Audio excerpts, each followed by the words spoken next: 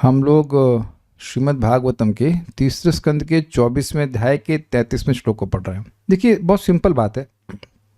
कर्दम ऋषि ने ये बताया या बोला, भगवान के दिव्य स्वरूपों का वर्णन किया और वह दिव्य सच्चिदानंदमय स्वरूप भगवान को अच्छे लगते हैं। क्षमा कीजिए, भगवान के सच्चिदानंदमय स्वरूप उनके भक्तों को अच्छे लगते हैं, जैसे राम, नरसिंह, वराह, श्री कृष्ण और कपिल।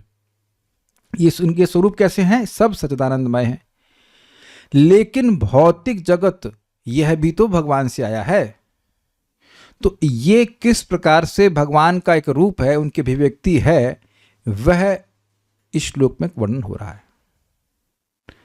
ये जगत भी भगवान से भिन्न नहीं है, भिन्न भी नहीं है कहना चाहिए, क्योंकि भगवान की शक्ति है। कार्य में कारण विद्यमान रहता है। किसी को ना समझ में आया हो तो हैंड रेस करे।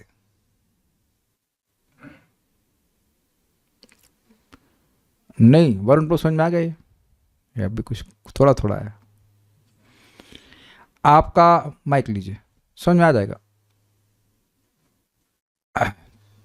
आपके धोती में कॉटन है कि नहीं है? माइक पे बताइए।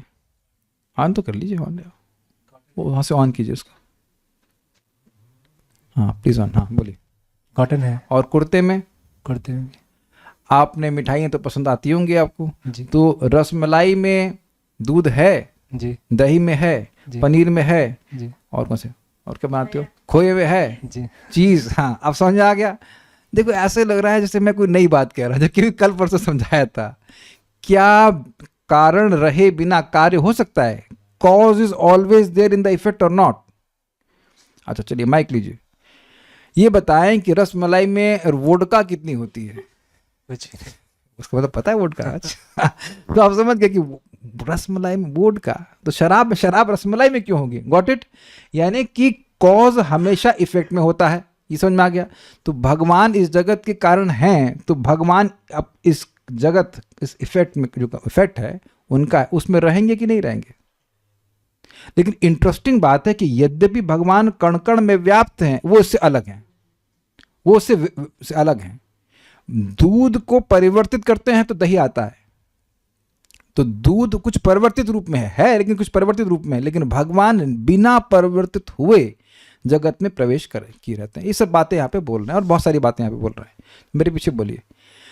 परम प्रधानम पुरुषम महांतम कालम कविम त्रिवृतम लोकपालम। परम प्रधानम पुरुषम महांतम कालम कविम त्रिवृतम लोकपालम। आत्मानुभूत्यानुगत प्रपंचम स्वच्छंद शक्तिम कपिलम प्रपद्ये। आत्मानुभूत्यान अनुगत प्रपंचम आत्मानुभूत्यानुगत प्रपंचम स्वच्छंद शक्तिम कपिलम प्रपद्ये। आत्मानुभूत्यानुगत प्रपंचम स्वच्छंद शक्तिम कपिलम प्रपद्ये। परम प्रधानम पुरुषम महांतम कालम कविम त्रिवृतम लोकपालम। परम प्रधानम पुरुषम महांतम कालम कविम त्रिवृतम लोकपालम। आत्मानुभूत्यानुगत प्रपंचम स्वच्छंद शक्तिम कपिलम प्रपद्ये। आत्मानुभूत्यानुगत प्रपंचम स्वच्छंद शक्तिम कपिलम प्रपद्ये। परम प्रधानम पुरुषम महांतम कालम कविम त्रिवृतम लोकपालम। परम प्रधानम पुरुषम महांतम कालम कविम त्रिवृतम लोकपालम। आत्मानुभूत्यानुगत प्रपंचम स्वच्छंद शक्तिम कपिलम प्रपद्ये। आत्मानुभूत्यानुगत प्रपंचम स्वच्छंद शक्तिम कपिलम प्रपद्ये। मैं कपिल के रूप में अवतरित होने वाले पूर्ण पुरुषोत्तम भगवान की शरण लेता हूँ, जो स्वतंत्र रूप से शक्तिमान तथा दिव्य हैं, जो परम पुरुष हैं तथा पदार्थ और काल को मिलाकर सबों के भगवान हैं, जो त्रिगुणमय सभी ब्रह्मांडों के पालन करता है और प्रलय के पश्चात भौतिक प्रपंचों को अपने में लीन कर लेते हैं। शब्दों को अन्वय में समझिएगा। परम मतलब आप परमेश्वर हैं, सत्यम परम धीमहि, तो वहां से ही समझाया जाएगा कि परम मतलब आप परमेश्वर है, आपसे बड़ा ईश्वर कोई नहीं है। एक बात। प्रधानम मतलब आप प्रकृति रूप हैं, अर्थात आप प्रधान हैं। प्रधान मतलब सुरभि माता जी टाइप करके बताइए, प्रधान मतलब कुछ याद है? याद है बच्ची को, वेरी गुड। प्रधान में, अरे आपको सब पता है, कमजोर भक्तों से पूछते हैं एटलीस्ट वो चाहे अज्यूम की कमजोर है। I am waiting for the answer. नहीं आया, टाइप नहीं कर पा रही, अच्छा कोई बात नहीं, आप बताइए जब तक, छोड़ देंगे आपको। हाँ बोलिए। प्रकृति की अव्यक्त अवस्था। और ये तेरी याद आ गया उनका, तो प्रकृति की अव्यक्त अवस्था जिसमें तीनों गुण सम रहते हैं। ये जबरदस्ती का फॉर्मेशन देती रहती हैं कि हमको सृष्टि तो पसंद नहीं है, हमको याद नहीं रहता। अरे बोलती रहोगे तो याद ही नहीं रहेगा। समान अवस्था में रहते हैं, राधा शर्मा माता जी ने बता दिया। ठीक है, मेरे ख्याल से टाइप नहीं हो पा रहा होगा उनसे, आपको पता है, इट्स वेरी इजी। तो प्रधान तो आप लोग पहचान गए। पुरुषम बड़ा इंटरेस्टिंग है। देखिए सामान्यतः पुरुष का अर्थ आप लेंगे वो जो 3 प्रकार के पुरुष है ना, गर्भोदकशय विष्णु, क्षीरोदकशय विष्णु और कारण, लेकिन यहाँ वो अर्थ नहीं है। पुरुषम मतलब प्रकृति के अधिष्ठाता पुरुष, मतलब जो प्रकृति को एंजॉय कर रहा है, दैट मीन्स जीवात्मा। भाई परम तो परमेश्वर के रूप में पहले बोल ही दे, फिर रिपीट क्यों करेंगे? तो इसको इस प्रकार से चक्रवर्तीपाद कहते हैं कि जो जीव है, जो प्रकृति का भोग कर रहा है। भाई हम लोग इस शरीर पर अधिष्ठित हैं कि नहीं? शरीर पर उसका इसको एंजॉय कर रहे हैं, तो ये अर्थ में कह रहे हैं पुरुष जो है वो जीव। सुनिए, प्रकृतिम पुरुषम चैव विद्यनादि उभवपि, भगवद गीता में कहते हैं भगवान, प्रकृति यानी भौतिक प्रकृति और पुरुष अर्थात जीव, दोनों को तुम अनादि जानो। तो पुरुष मतलब इंजॉयर, इंजॉयर का मतलब एक्सपीरियंसर, समझ में आ गया? तो हम लोग अपने शरीर के कष्ट को या सुख को, दुख को अनुभव करने वाले, तो उसको बोल रहे हैं यहाँ पुरुष। यद्यपि बहुत बार पुरुष का अर्थ भगवान भी होता है। ठीक है। महानतम मतलब महतत्व। महतत्व क्या होता है वेदवादी? जब भगवान प्रकृति की अव्यक्त अवस्था पर दृष्टिपात करते हैं तो उसमें, फिर से स्पष्ट बोलिए। प्रकृति की अव्यक्त अवस्था को प्रधान कहते हैं। हाँ, जिसमें तीनों गुण साम्य अवस्था में रहते हैं। हाँ। जब भगवान अपने दृष्टिपात करते हैं उस पर तो क्षोभ उत्पन्न होता है। और किस चीज से दृष्टिपात करते हैं? वीक्षण करते हैं, वो है काल, अगला लिखा हुआ है। अब आप देख रहे कि एक बार सृष्टि तत्व समझ लिया है तो इस श्लोक को समझने में कोई कठिनाई नहीं होगी। कोई आज पहली बार आया तो उसको कठिनाई होती रहे उसका हमारी जिम्मेदारी नहीं है, लेकिन हमने पढ़ा चुके हैं इसको डिटेल में, तो अब कोई कठिनाई नहीं होनी चाहिए महतत्व। फिर भी हमारा कर्तव्य तो बता रहे हैं, प्रधान वो अवस्था जिसमें तीनों गुण बैलेंस में रहते हैं। लेकिन जब भगवान अपनी दृष्टिपात करते हैं जिसमें काल शक्ति वो होती है, वह उस पर डिस्टर्बेंस लाता है, फिर सतोगुण बढ़ने लगता है, फिर उसके बाद रजोगुण, फिर तमोगुण, ऐसे अलग अलग टाइम से बढ़ते हैं।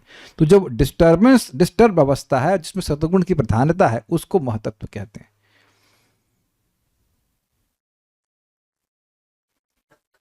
ठीक है। कालम मतलब प्रकृत्यादि शोभक, तो संस्कृत जैसे लग रहा होगा लेकिन सिंपल है। प्रकृति आदि का जो शोभक है यानी शुद्ध करता है, उसको काल कहते हैं।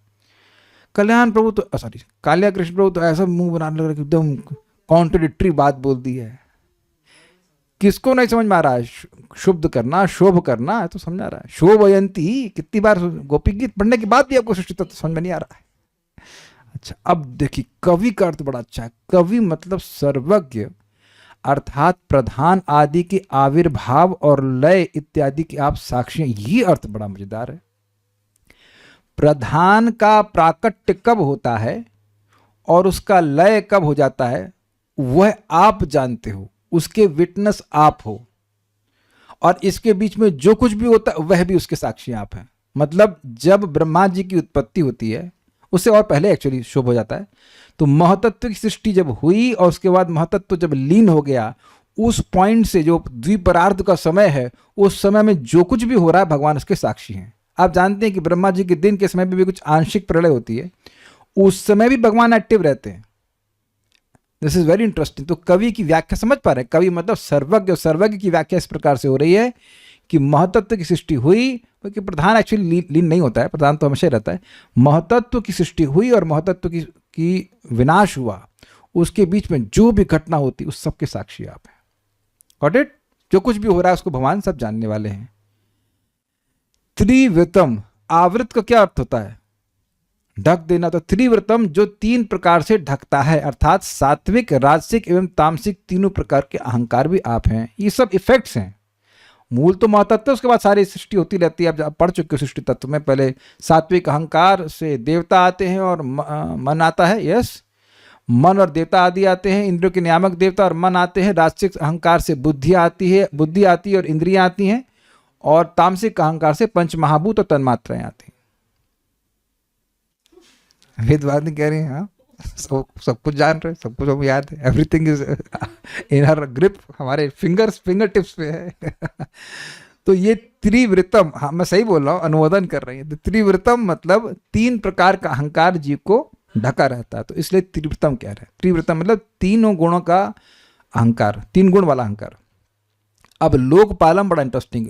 लोकपालम मतलब लोक, जितने भी 14 लोक हैं और उनके पालक, इसलिए अर्थ है लोक एवं लोकपाल, वह भी आप हैं। समझे? नॉर्मली आप लोकपाल का अर्थ क्या लेंगे? जो लोगों का पालन करने वाले हैं वो आप हैं, और बाकी लोग क्या हैं? लोग भी तो आप हैं, वो भी तो आपसे आए ना। तो इसलिए अर्थ किया गया है कि लोग जितने भी हैं 14 लोग, और उसके जो पालन करने वाले इंद्रादि देवता हैं वह भी आप हैं। Is it okay? ठीक है। फिर कह रहे हैं आत्मानुभूत्या अनुगत प्रपंच। आत्मा मतलब आत्मनः मतलब अपना, अनुभूतिया मतलब चित्त शक्ति अर्थात स्पिरिचुअल शक्ति, उसके द्वारा अनुगत प्रपंच, जो प्रपंच है वो जगत है, उसको अपने में लीन कर लेते हैं। अपनी स्पिरिचुअल एनर्जी के द्वारा भगवान जगत की सृष्टि तो कर दिए, उसके बाद उसको लीन कर लेते, एक अर्थ है। दूसरा अर्थ है अनुगत मतलब प्रवेश करना। देखिए अनुगत का अर्थ प्रवेश करना ही है, इसको 2 तरह से समझिए। भगवान प्रलय के समय सारे ब्रह्मांड को अपने अंदर प्रवेश करा लेते हैं, ये तो स्वीकार्य है। और जब सृष्टि हो रही होती है तो सारे ब्रह्मांड के कण कण में प्रवेश करते हैं, ये स्वीकार्य है। तो इसका पहले वाला अर्थ हुआ कि आप अपनी चित्त शक्ति से, अपनी स्पिरिचुअल एनर्जी से सारे ब्रह्मांड को अपने अंदर ले लेते हो, खत्म हो जाते हैं, यस। और दूसरा अर्थ है आप अपनी ही शक्ति से सारे ब्रह्मांड में प्रवेश करते हो, लेकिन फिर भी पृथक रहते हो, निर्लिप्त रहते हैं। तो दोनों अर्थ इस प्रकार से आ गया। अनुगत का मतलब होता है प्रवेश करना, तो भगवान में ब्रह्मांड प्रवेश किया या ब्रह्मांड में भगवान प्रवेश किया, दोनों अर्थ पे जाएगा ये। Is it sinking? Is it? Shaily Shukla माता जी समझ में आया कि नहीं आया? Okay, got it, thank you. अपनी चित्त शक्ति के द्वारा समस्त जगत को अपने में लीन कर लेते हैं, ये एक अर्थ है। और पूरे जगत में प्रवेश करते हैं, फिर भी वह अलग रहते हैं। कैसे रह लेते थे? कह रहे हैं स्वच्छंद शक्ति, आपके ही अधीन सारी शक्तियां हैं। स्वच्छंद मतलब आप स्वतंत्र हो, और आपके स्वराट हैं, और आपके अंतर्गत सारी शक्तियां हैं। माया शक्ति, चित्त शक्ति, सब कुछ वो आपके अंतर्गत है। ऐसे कपिलम प्रपद्य, आप कपिल भगवान की मैं शरण लेता हूं। ठीक है, ओके। श्रीधरी भगवान के ऐश्वर्य आदि का विस्तार करते हुए महर्षि ने कहा, आप ही परम अर्थात परमेश्वर हैं। क्यों हैं? क्योंकि स्वच्छंद शक्ति अर्थात आपके ही अधीन सारी शक्तियां हैं। मतलब आप किसी के अधीन क्यों नहीं हो? क्योंकि आप स्वतंत्र हैं। Got it? परम मतलब सर्व, सबके परे, जिनके ऊपर कोई नहीं हो। तो क्यों हैं आप? क्योंकि स्वच्छंद शक्ति, आपकी सारी शक्तियां आपके अधीन रहती हैं। उन शक्तियों को बतलाते हुए, मतलब ये जब ये कह दिया कि आपके अंदर सारी शक्तियां रहती हैं, अंदर मतलब अधीन, तो प्रश्न के कौन कौन सी शक्तियां, तो उन शक्तियों का वर्णन करना है। उन शक्तियों को बतलाते हुए कहते हैं प्रधान अर्थात प्रकृति स्वरूप। ये बात समझ में आई? स्वीकार्य है? प्रधान भगवान की शक्ति है कि नहीं है? नहीं है तो बताइए फिर किसकी है? हम कोर्ट केस करेंगे, भगवान की नहीं तो किसकी है? हम लोगों को तो पता ही नहीं कि प्रधान होता क्या है, तो हमारी तो हो नहीं सकती शक्ति। तो प्रधान आप सब समझते, भगवान की शक्ति गिन लीजिएगा। पुरुषम अर्थात प्रकृति के अधिष्ठाता पुरुष जीव, जीव भगवान की शक्ति है। Very good, easy. महानतम अर्थात महतत्व, ये भी भगवान की शक्ति है। कालम अर्थात इन सबों में क्षोभ उत्पन्न करने वाला काल, ये भी भगवान की शक्ति है। त्रिवृत अर्थात सात्विक, राजस एवं तामस तीनों प्रकार का अहंकार। लोकपालम अर्थात लोक एवं लोकपाल, इन सबों के रूप में आप ही प्रकट है। क्यों आप ही प्रकट हैं? क्योंकि यह सब आपकी शक्ति है। मैंने समझा दिया था शुरुआत में ही कि कारण हमेशा कार्य में विद्यमान रहता है। यद्यपि भगवान इन सब में प्रवेश किए, सब कुछ भगवान की शक्ति है, लेकिन भगवान इससे अलग है।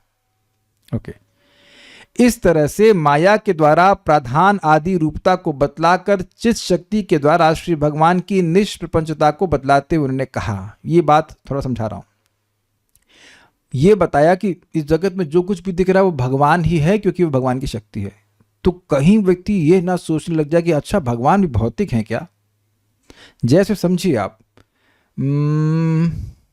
ओके, अभी दिवाली गई है तो आप देखेंगे मिट्टी के विभिन्न प्रकार के रूप प्रस्तुत होते हैं। वो चकला बेलन होता है और घोड़ा होता है, हाथी होता है, अलग अलग चीजें होती हैं।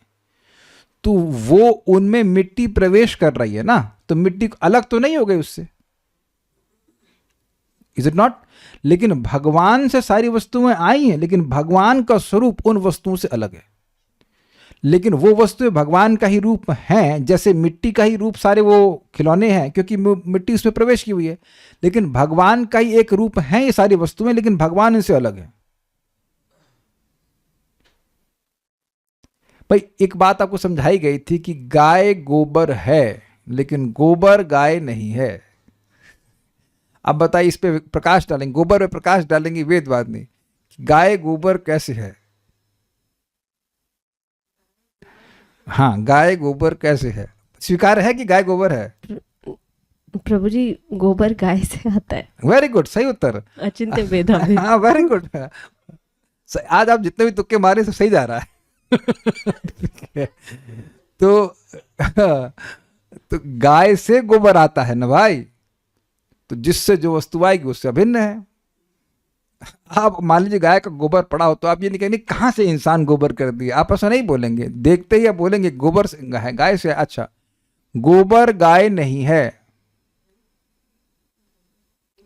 नहीं सॉरी, क्या बोला, गाय गोबर, ठीक है। उसके बाद गोबर गाय है, यस और नो? नो।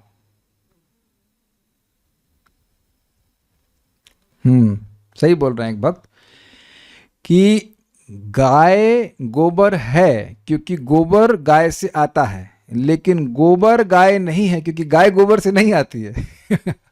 है ना, कहीं गाय होगी तो वहां गोबर आ जाएगा, लेकिन कहीं गोबर होगा तो उससे गाय नहीं आ जाएगी।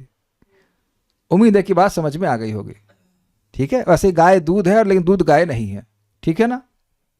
तो इसी तरह कह रहे हैं कि जितना भी वस्तुएं जगत में हैं वो सब भगवान का ही स्वरूप हैं, लेकिन भगवान का स्वरूप इनसे अलग है। पूजा माता जी, कुछ समझ में आ रहा है आपको आज? ईमानदारी से बताइए। नहीं समझ में आ रहा है, आज तो सब गुड़ गोबर हो गया। Is it not? कोई बात नहीं, सुनाई पड़ रहा है ना, सुनाई पड़ने से प्यूरिफिकेशन होता है। Just keep on hearing. तो चित्त शक्ति मतलब स्पिरिचुअल शक्ति का वर्णन करके दिखा रहे हैं कि भगवान निष्प्रपंच है, अर्थात उनमें कुछ भी भौतिक नहीं है।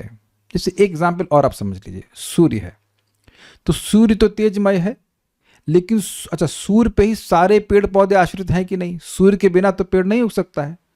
लेकिन पेड़ों के स्वरूप में और सूर्य के स्वरूप में कितना भेद है।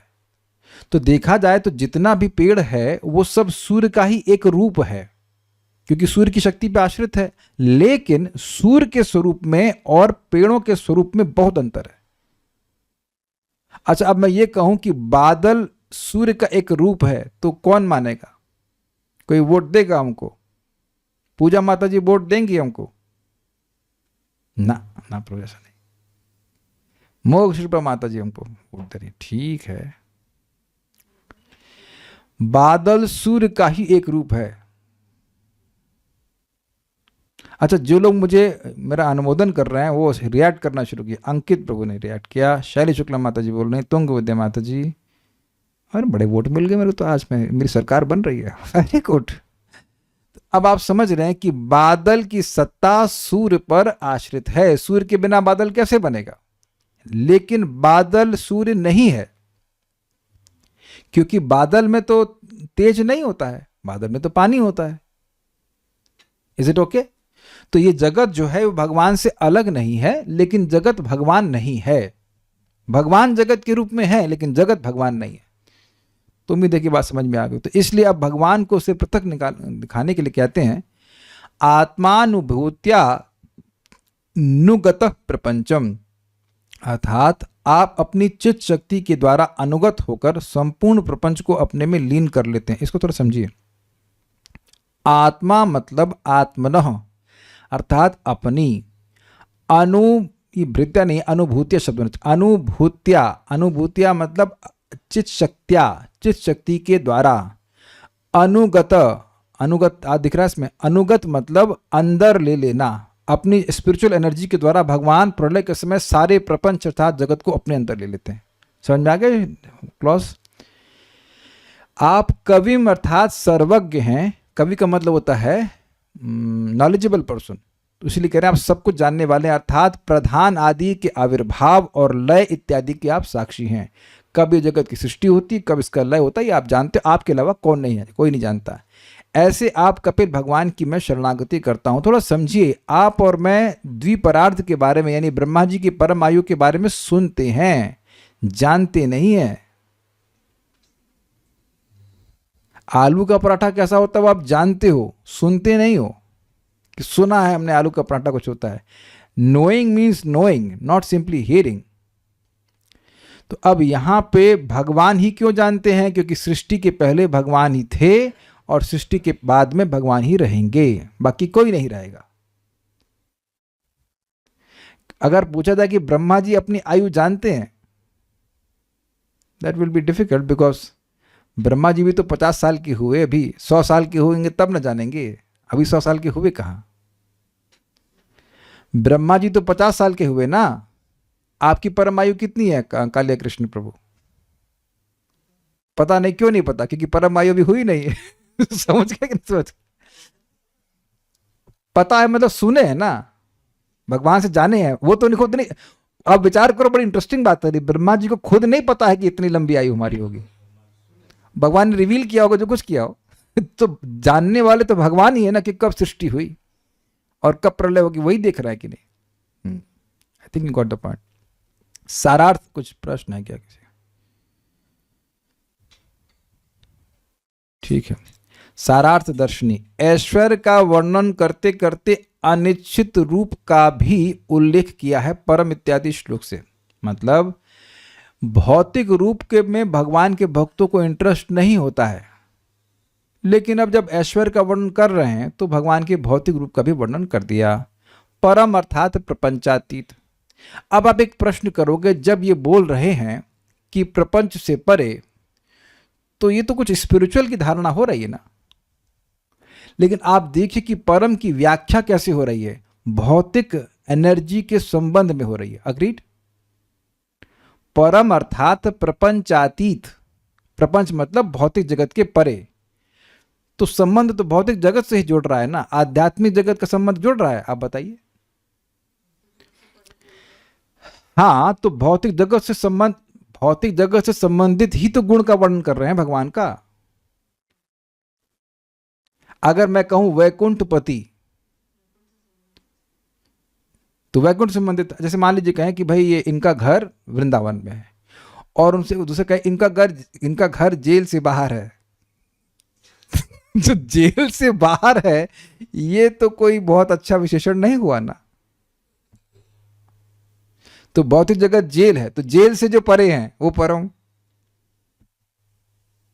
विचार कीजिए, तो कुछ संबंध इधर से जोड़ रहा है कि नहीं, मटेरियल वर्ल्ड से जोड़ रहा है कि नहीं जोड़ रहा है? परे हैं, लेकिन भगवान का स्पिरिचुअल वर्ल्ड से कनेक्शन जोड़कर नहीं शब्द बोला जा रहा। आप देखो क्या लिखा है, परम अर्थात प्रपंचातीत। इस शब्द का, इस परम की व्याख्या जो यहां पे हो रही है, उसका लिंक भौतिक जगत से हो रहा है।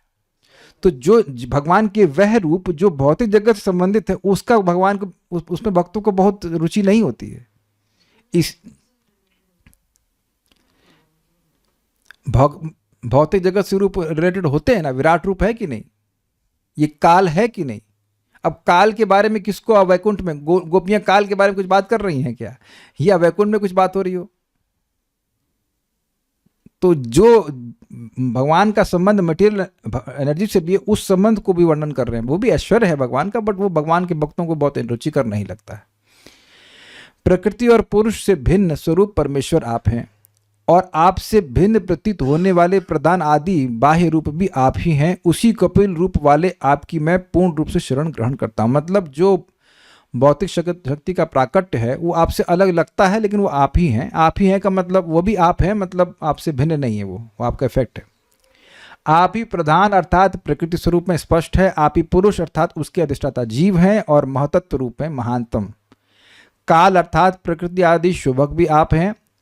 प्रकृति आदि के शोभक भी आप हैं। कवि शब्द से जो, ये इंटरेस्टिंग हमको समझ नहीं आया, कवि शब्द से जो सूक्ष्म सूत्र तत्व है वह भी आप हैं। महतत्व की सृष्टि होती है, उसके बाद सूत्र तत्व की सृष्टि होती है, फिर अहम तत्व की सृष्टि होती है। और सूत्र तत्व प्राण कहा गया था, उससे प्राण आदि आए थे। बट ये बिल्कुल नहीं समझ में आ रहा है कि कवि शब्द से सूक्ष्म सूत्र तत्व कैसे हुआ, ये हमको नहीं समझ में आया, जो इसलिए छोड़ दे रहे हैं। वो वाला तो समझ में आया था जो कि श्रीधर स्वामी ने बोला था। आप ही त्रिवृत अर्थात सत्व रजस तमस 3 प्रकार के अहंकार स्वरूप हैं। आप ही लोकपाल अर्थात इन अहंकारों के पालक इंद्रादि रूप में हैं।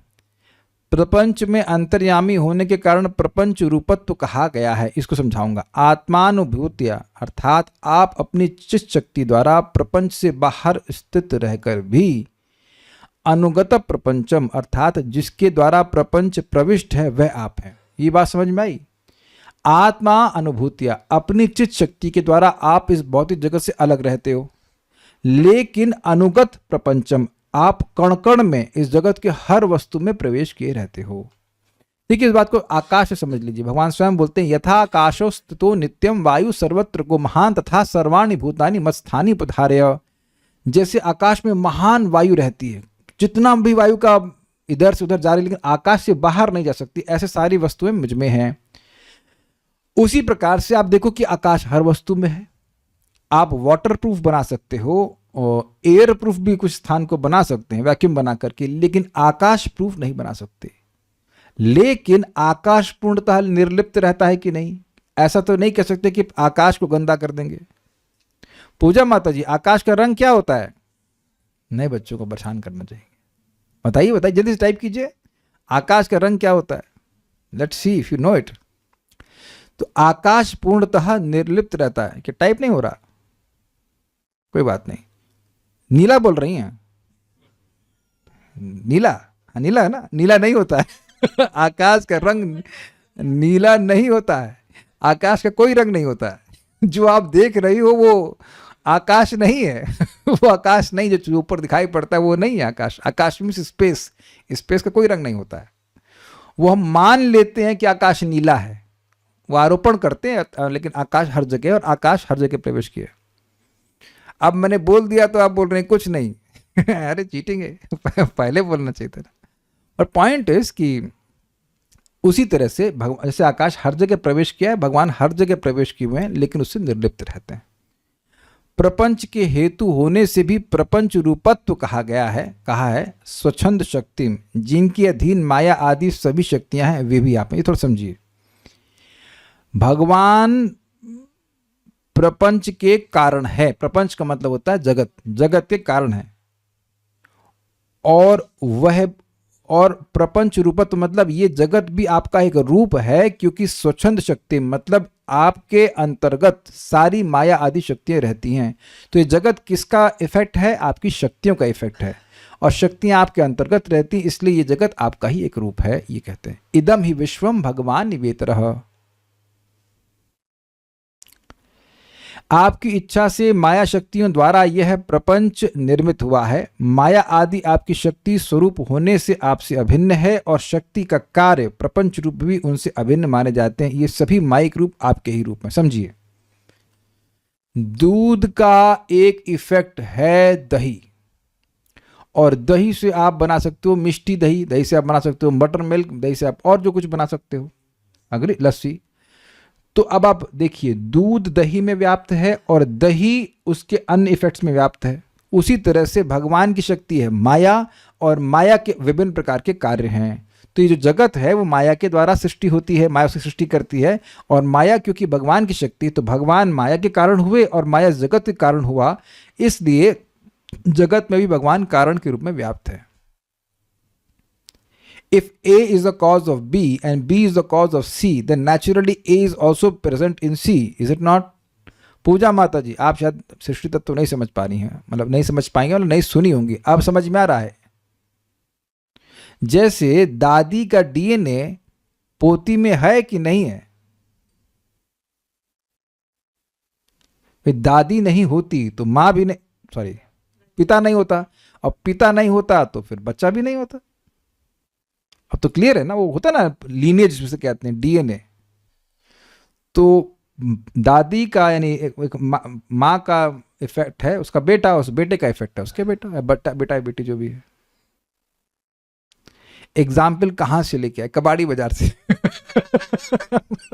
कहाँ से लेके आए, क्या मतलब? समझाना होता है कि समझ में कैसे आए। देखिए चक्कर क्या, बात बहुत सिंपल है, वो लैंग्वेज थोड़ी शास्त्रीय है, इसलिए लोगों को लगता है बड़ा कठिन है, बड़ा कठिन है। जैसे आपने मन में ये बंद कर लिया ना कि मुश्किल हमको नहीं समझ में आ रहा है, तो नहीं समझ में आ गया, नहीं तो बहुत ईजी है। इस थिंग्स आर वेरी सिंपल, ये सब होते हुए आप देख रहे हैं। ओके, आगे बढ़ते हैं। परंतु वे अनिश्चित रूप है, ये अर्थ है। देखिए इसको थोड़ा समझिए। आप जप करते जाइए, आप भगवान की कथा सुनते जाइए, तो धीरे धीरे अपने आप अनुभव होने लगता है कि मटेरियल चीजों को केवल यूज करने के लिए है बस वो, दे डोंट ब्रिंग एनी हैप्पीनेस।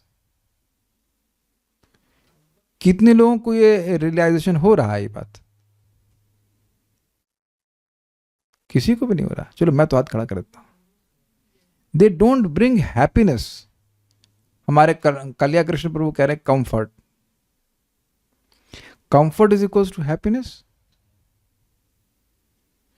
अगर comfort is equals to happiness, तो अमेजिंग बात है कि ये प्रभा समझाते हैं कि एक ही अवस्था है। जैसे आप ही हैं काले कृष्ण प्रभु, आप पूछ रहा हूं, आप पंखे में खुश हैं कि नहीं? और मैं खुश रह सकता हूं ना? हमको एसी चाहिए, हमारी बॉडी में हीट रहती है। So some people are happy in same situation, other people are not happy. अब जैसे हमको, हमारे पास कार नहीं है, हम तो बड़े खुश रहते हैं। जितनी बार हम जाते हैं वृंदावन और देखते हैं कार वाले बेचारे पौ पौ पौ करते रहते हैं, वो अपनी स्कूटी लेके साइड साइड चढ़ आगे बढ़ जाते हैं, हम बड़ी खुशी होते हैं, वाह वाह ये कार इज बेकार यार। अच्छा बारिश होगी तो क्या उस दिन बाहर नहीं निकलेंगे, हमें कौन सी रेस पकड़नी है? नॉट। हाँ छाता लेंगे तो नहीं जाएंगे बाहर, कौन सा अपने को इतना ऐसा कौन सा बाहर निकल काम करना है? Is it not? तो अब आप देखिए कुछ लोगों को कार की जरूरत नहीं है, लेकिन कार नहीं होती है तो उनका मन असंतुष्ट रहता है, और अगर कार आ गई तो उसके बाद असंतुष्ट रहता है कि बगल वाले के पास ज्यादा अच्छी है। ये सब हम ऐसे कोई कॉम्प्लिकेटेड बात नहीं बोल रहे हैं ऐसे लोग। तो आप ये देखेंगे कि भौतिक वस्तुएं जीव को स्पर्श नहीं कर सकती। जब कोई चीज स्पर्श ही नहीं करेगी तो सुख क्या देगी? आप करके देख लीजिएगा। एक भक्त बता रहे थे आईफोन आईफोन आईफोन, पगला गए थे उसके लिए। मैंने कहा अब याद आता? कहते नहीं, इसे पड़ा रहता है जेब में, ध्यान भी नहीं देते। ये बहुत बड़ा इल्यूजन है माया का कि तुम और अच्छे को अपने को सुविधाजनक स्थिति में रख लोगे तो तुम संतुष्ट हो जाओगे। बस थोड़ा सा और प्रयास करो, बस थोड़ा सा और मरो और तुम बिल्कुल सुखी हो जाओगे। It has never happened with anyone, it will never happen with anyone. अगर ऐसा ही होता तो बताइए कि ये क्या नाम है इनका, परीक्षित महाराज पूरा राज्य छोड़ करके भगवान की बात सुनने के लिए क्यों उपस्थित होते? Think about this. अगर ऐसा ही होता तो चित्रकेतु महाराज के बारे में आप जानते हैं, बस लड़का ही तो नहीं हुआ था, बाकी सारे कंफर्ट थे कि नहीं? कौन सा कंफर्ट नहीं था काले कृष्ण प्रभु चित्रकेतु महाराज के पास? Comfort is not happiness. अच्छा चलिए यहां पे एक आ रहा है, हम क्विज लेते हैं। भगवत गीता के आधार पर कौन व्यक्ति सुखी हो सकता है? ये ठीक है आपने बोला कि अशांतस्य कुतः सुखम। एक भक्त बोल रहे हैं भक्त हमको ये नहीं चाहिए, हमको ये उत्तर नहीं चाहिए। तो उत्तर एकदम सीधा वाला आ गया, एवरीवन, सभी लोग सुखी हैं। अच्छा तो फिर काय क्लास में आए? जो भगवान को सुखी करे। उत्तर गलत नहीं है, लेकिन जो मेरे मन में उत्तर आ रहा है कोई वो आ सकता है जिसमें उस श्लोक में ही लिखा है सुखी। शक्नोत्य इहैव यः सोढुम् प्राक शरीर विमोक्षणात् काम क्रोधोद्भवम वेगम सयुक्तः स सुखी नरः। बड़ा सुंदर श्लोक है, हम बोल दे रहे थे, बड़ा अच्छा श्लोक आ रहा है। शक्नोति इह एव यह सोडुम, जो व्यक्ति इसी जगत में, इसी जीवन में सहन करने में समर्थ होता है। शक्नोति मतलब समर्थ होता है। शक्नोति इह एव यह सोडुम, मतलब सोडुम मतलब यह मतलब जो, और सोडुम मतलब होता है सहन कर सकता है। शक्नोति इह एव यह सोडुम प्राक शरीर विमोक्षणात्, शरीर छोड़ने से पहले सहन करने में समर्थ है। क्या? काम क्रोधोद्भवम वेगम, काम और क्रोध से उत्पन्न होने वाले वेग को। काम मतलब ये चाहिए वो चाहिए, ये चाहिए वो चाहिए, इस सारे वेग को जो सहन कर ले, संतुष्ट रहे। और क्रोध का वेग, ये नहीं मिला तो ये क्यों नहीं मिला, वो क्यों नहीं मिला, तो वह व्यक्ति युक्त है, भगवान से जुड़ा हुआ है, वही व्यक्ति सुखी है। सयुक्त स सुखी नरः, और वह सुखी मनुष्य है एक अर्थ, या फिर वही सुखी और वही मनुष्य है, अन्यथा वह मनुष्य ही नहीं है जो इन वेगों को सहन ना कर सके। कितना सुंदर श्लोक है, कई बार मैं इसको स्मरण करता हूँ। वेग आएंगे, लेकिन जो व्यक्ति सहन कर लेगा, भगवान की भक्ति में लगा रहेगा, वही व्यक्ति सुखी हो सकता है। सो कंफर्ट्स डोंट ब्रिंग हैप्पीनेस। ये होता है, ये अनुभव भी क्या होगा। कितने लोग यहाँ बोलेंगे कि आपके घर में एसी लगा है और फिर भी किसी दिन एसी के चलते चलते बाहर से ठंडक और अंदर की जो गर्मी थी, मन की अशांति थी, वो अनुभव करी थी? कोई है यहाँ पे ऐसा? और सब लोग यहाँ पे ब्रह्मज्ञानी हैं। There is anxiety and still AC चल रहा है, तो फिर कहाँ मन की शांति मिल रही है? काले कृष्ण को दिक्कत हो रही है। क्या दिक्कत हो रही है बताइए? एक वक्त कह रहे एसी नहीं है, अरे हम उन्होंने से पूछ रहे हैं कि एसी है। हाँ बोलिए। हरे कृष्ण पूछ रहा हूँ, जब कंफर्ट मिलता है फिर जाके हैप्पीनेस के बारे में इंडेक्स आता है। कंफर्ट नहीं मिलता है तो फिर वो हैप्पीनेस वाला तो उससे ऊपर है स्तर। अच्छा, और षट गोस्वामी? बाहर की बात नहीं है। देखो, हैप्पीनेस तो एक्सपीरियंस जीवात्मा करेगा ना, तो बात तो हैप्पीनेस की हो रही है ना। कंफर्ट तो शरीर के स्तर पे है। तो मैं इस सारी व्याख्या इसलिए कर रहा हूं कि मटेरियल चीजों में भक्तों का इंटरेस्ट क्यों नहीं होता है, because they don't bring you happiness. That's a point. Comforts never bring satisfaction. कभी आप देख लेना, कंफर्ट्स ब्रिंग, हाँ और कंफर्ट और कंफर्ट। हम एक बार जब बाली गए थे तो उस रूम में पहले कुछ वो था, वो क्या कहते हैं उसको, लग्जरी सूट कहता कुछ था, इतना मोटा गद्दा, मैं चकित हो गया, मेरे तो पीठ में दर्द हो गया। हमने कभी को योगा मैट दो, मैं सोऊंगा उस पर, नहीं हमें नहीं देनी आती। बड़ा कभी 1.5 फुट यार, 1.5 फुट इतना मोटा गद्दा, हमारे समझ में नहीं, इसमें ऐसा क्या करने की जरूरत है। हमको नींद ही नहीं आई पहले दिन। तो हमने कुछ 2 पतला आपको योगा मैट दो, उस पर हाँ वो थोड़ा सा, क्योंकि हमेशा से हम टफ उस पर सोए तो हमको उसी में अच्छी नींद आ जाती है।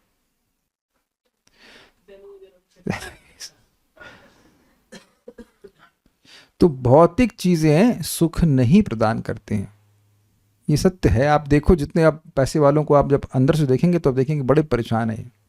हम तो तुम लोग दोनों लोग तो जब चाहे तब कहीं बाहर जाना हो, अगर तो लॉक किया निकल गया, जिसको चुराना मिल जाए भाई ले जाए, तो कुछ मिल जाए तो, भागवत के अलावा तो कुछ है नहीं। नहीं तो लोग घर से निकल नहीं पाते हैं। एक व्यक्ति को घर में रहना पड़ेगा। आपने देखा है ऐसा कभी? हमने तो देखा है। तो बताओ वो कंफर्ट है कि डिसकंफर्ट है? वो कंफर्ट में आ सकता है ना व्यक्ति। हम अपने मन से कुछ भी नहीं कह रहे हैं। क्या है वो?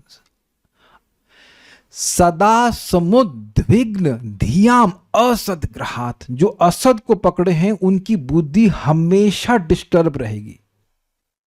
ये प्रहलाद महाराज बोलते हैं, सदा समुद्विग्न, सम्यक रूप से उद्विग्न उनका मन रहता है, बुद्धि रहती है, क्या होगा क्या होगा क्या होगा इत्यादि इत्यादि, क्योंकि असद को पकड़े हुए। तो भक्त लोग भौतिक चीजों को नहीं पकड़ते हैं, they are not interested in material things. वो उतनी ही मटेरियल चीजों को स्वीकार करते हैं जितना भक्ति के लिए आवश्यक होता है।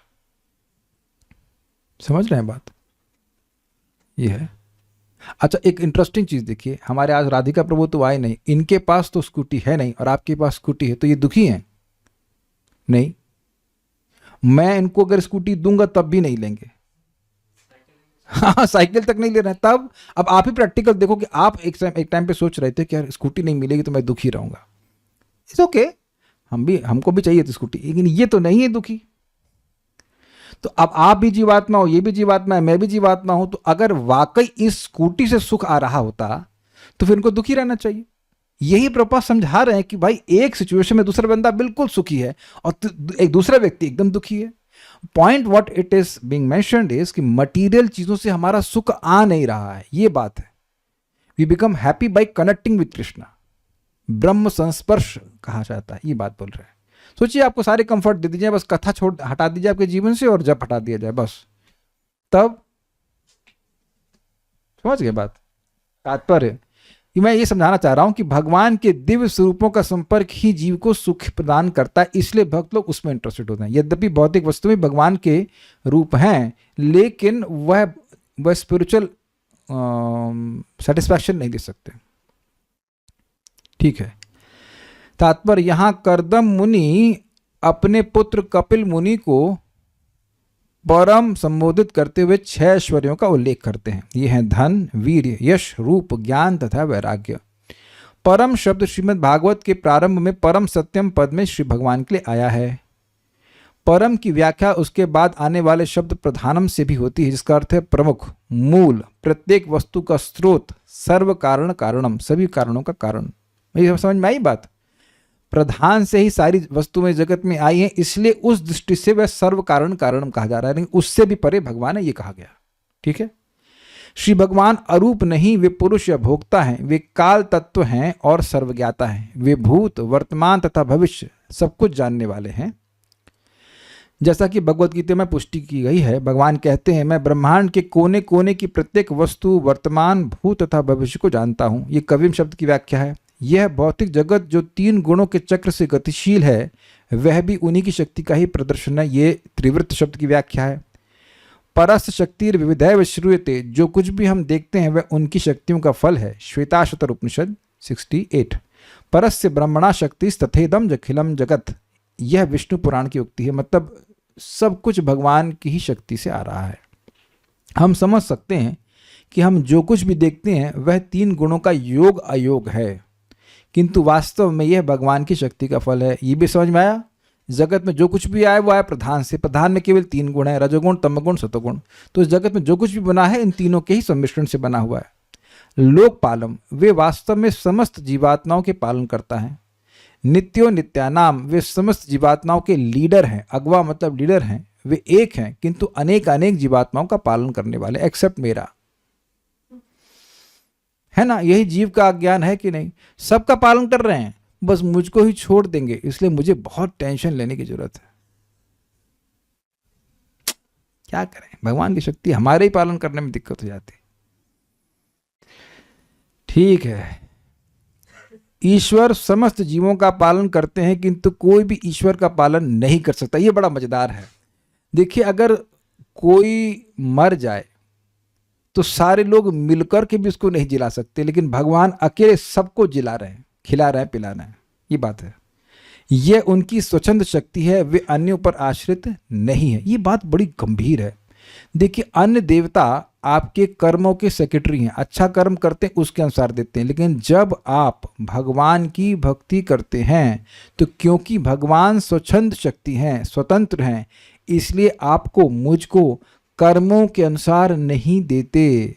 This is the prerogative of Krishna और विष्णु ओनली। सबको समझ में आ रहा है।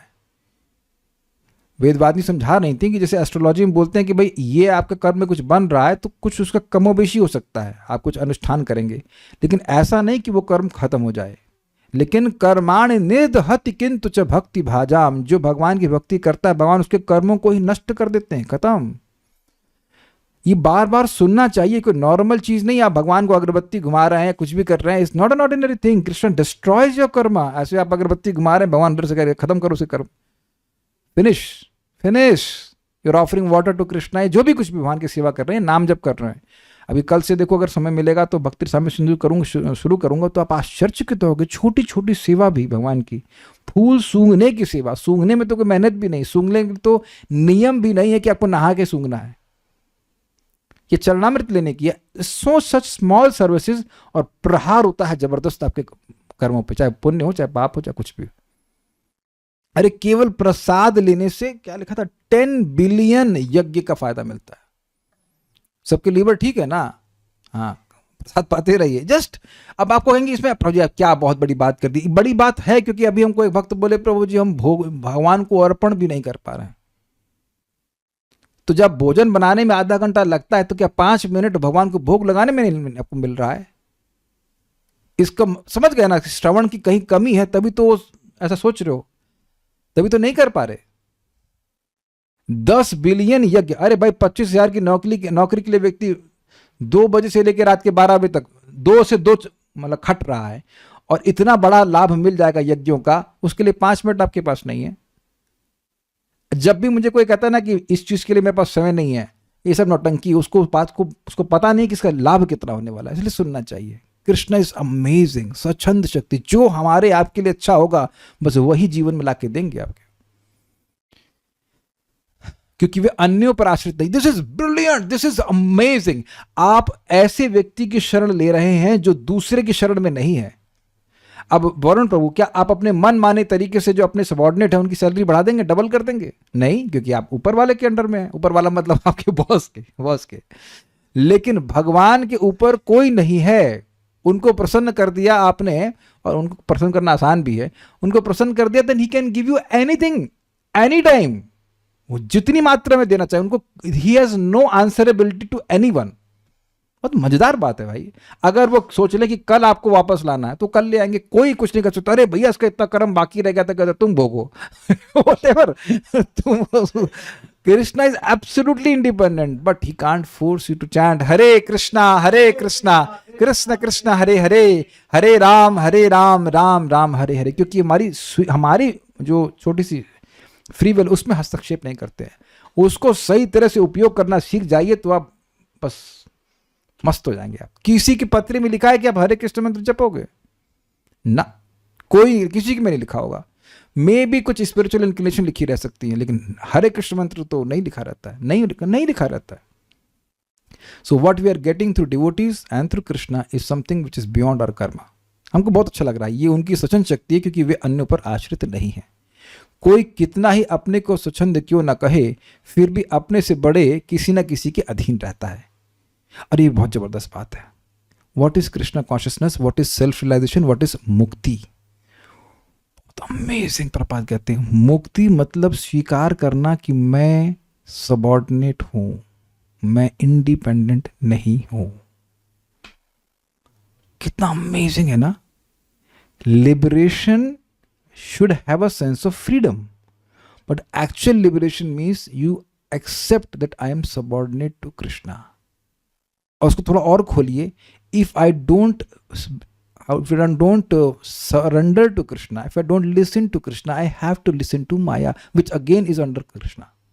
कुछ समझ में आया? मैं फिर रिपीट करता हूँ हिंदी में। देखिए, आपको और मुझको, हम लोग सेवक ही हैं, हम स्वामी कभी भी नहीं है। तो कृष्ण की बात अगर सीधी तरह से नहीं मानेंगे तो माया की बात मानेंगे, और माया किसकी सेविका है? कृष्ण की ही सेविका। इसलिए बेहतर है कि कृष्ण की बात मानिए। बहुत अमेजिंग है ना। केवल इतना स्वीकार कर लें कि मैं कृष्ण से स्वतंत्र नहीं चल सकता, तो आप मुक्त हो गए। आज ही मैं अभी बस योगा करते समय सुन रहा था, वेरी एस्टॉनिश, कितना सिंपल है ना। किंतु भगवान परम पूर्ण है, न तो कोई उनसे बड़ा है न उनके समान। यही बात प्रभुपाद समझा रहे थे कि वो किसी के अधीन नहीं है।